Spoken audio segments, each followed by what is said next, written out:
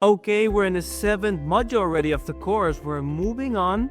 You're getting more knowledge every time, and in the last module you've been analyzing a lot of strategies. So at one point when you're done with the course, you know exactly what to do, you have a broad overview of real estate and what it really means. Now you can put it in your favor. Now in this module we're going to get into exit, because we're going to focus on how to buy a property, okay?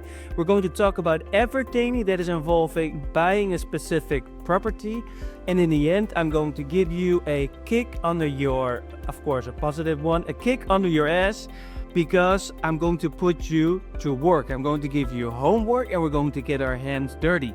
But before all that, let's start with the beginning, okay? Buying a property in Spain.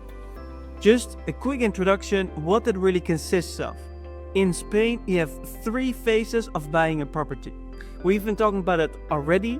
That is the reservation, then you have a pre-buying contract, and then you have the deed sign. And in Spanish, they call the reservation the reserva.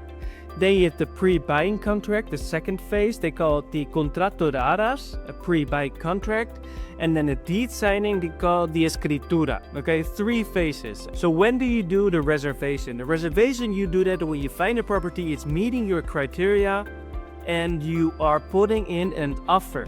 Okay, that's the first phase. You're putting in an offer, and normally you do that with a signed document in which you will highlight specific criteria where your offer is going to be based upon. You can also put in some conditions. We will talk about it later.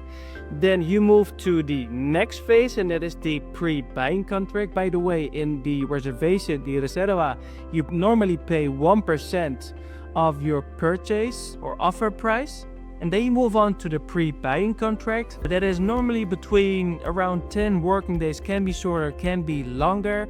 And that is the moment where you move towards the really signing a legal document, because in the reservation stages, the agent or the seller still has the possibility to also be talking with other people wanting to buy that specific property.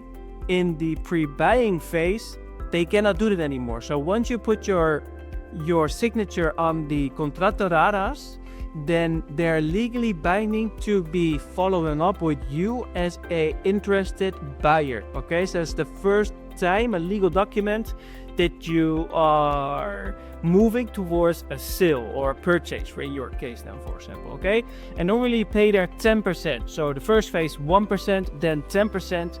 And normally between 10 working days, and then after the pre-buying contract you move to the deed signing, and that is the ending, the third step in the whole process. Normally between 2 to 3 months, can also be quicker if you don't use a mortgage, and if you use a mortgage can also be a little bit longer.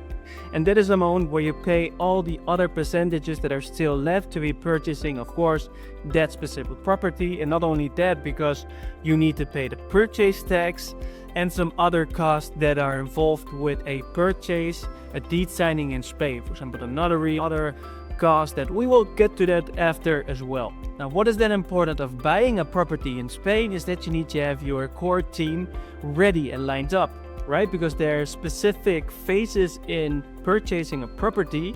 So for example, doing a visit with an agent, so you need to have an agent. Then wanting to buy with a mortgage, you need to have your mortgage specialist or bank or a mortgage advisor. What we normally advise to people, especially for foreigners buying, but also not for foreigners, also for me, I'm normally talking with mortgage brokers that are not talking one bank, but they're talking with all their bank contacts, and they try to get you the best offer from them. Of course, you need to pay them a commission or a fee, but that will pay you back along the way.